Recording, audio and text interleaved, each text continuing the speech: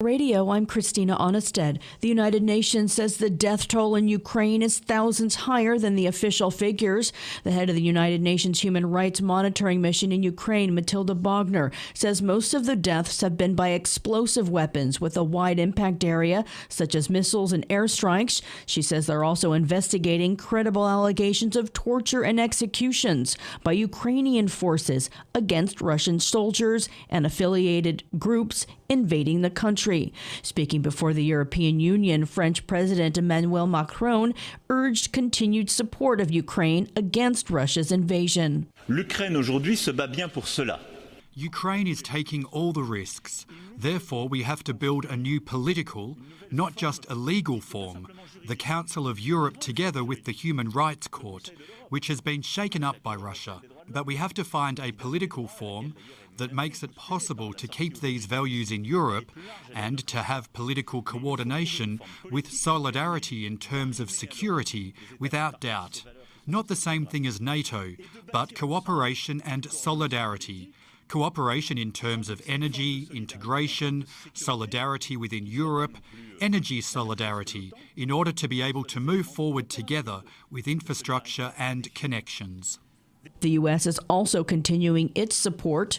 President Joe Biden has signed legislation aimed at speeding up weapons shipments to Ukraine in its fight against Russia. The Lend-Lease Act is modeled on a World War II program used to rush arms to European allies in the war against Hitler's Germany. Christopher Martinez reports. So far, the U.S. is the largest military supplier of Ukraine, to the tune of $3.8 billion. The shipments of Javelin anti-tank missiles, for one example, have eaten up about a third of U.S. stockpiles. But that is not the only cost of war. The cost of the fight is not cheap, but caving to aggression is even more costly. That's why we're staying in this. Weapons shipments to Ukraine have ramped up as the war has moved to a new stage, marked by long-range artillery warfare in the eastern Donbass region. In the last 24 hours, Ukraine has received 13 weapons deliveries from 7 nations. But the U.S. pipeline is running out unless Congress acts to authorize yet more money in a supplemental budget request. John Kirby is a spokesperson for the Pentagon. We think with what we got left, that'll get us through most of this month. Reporting for Pacifica Radio News KPFA, I'm Christopher Martinez. Ukrainian officials say Russian troops are pounding away at the vital port of Odessa, apparently as part of efforts to disrupt the supply lines and weapon shipments that have been critical to Kiev's defense. Ukraine's ability to that have been critical to Kiev's defense. The United Nations Human Rights Council will hold a special session this week following a request from Ukraine to discuss the worsening human rights situation in the country. Actions continue in the U.S. in opposition to the leaked Supreme Court draft opinion that overturns the landmark abortion rights ruling Roe v. Wade.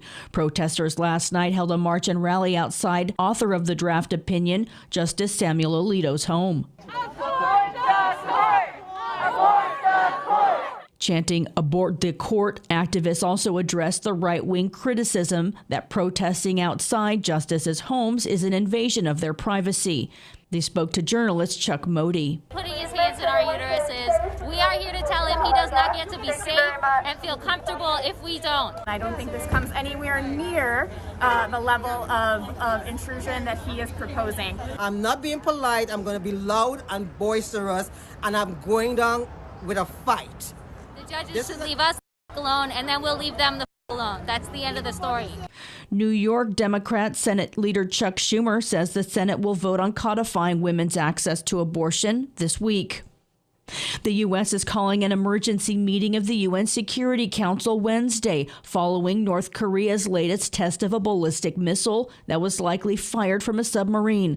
The launch Saturday was another sign of North Korea's leader Kim Jong-un carrying out his recent vow to speed up development of nuclear weapons. North Korea has fired 15 missiles so far this year. South Korea's new president says he'll present an audacious plan to improve North Korea's economy if it denuclearizes. Yoon Suk-yeol made the offer during a speech at his inauguration ceremony in Seoul today. He says the door to dialogue will be open to resolve North Korea's nuclear threat. He also said his government would be ready to work with the international community to present a plan to significantly strengthen North Korea's economy and improve its civilians' livelihoods. North Korea has previously rejected similar offers to provide incentives linked to progress in its denuclearization. The namesake son of late dictator Ferdinand Marcos appears to have been elected Philippines president in an astonishing reversal of the 1986 People Power Revolt that ousted his father. Marcos Jr. had more than 30.8 million votes in unofficial results. His nearest challenger, Vice President Leni Robredo, had 14.7 million, with most of the votes tabulated from Monday's election. I'm Christina Onnested, reporting for Pacifica Radio.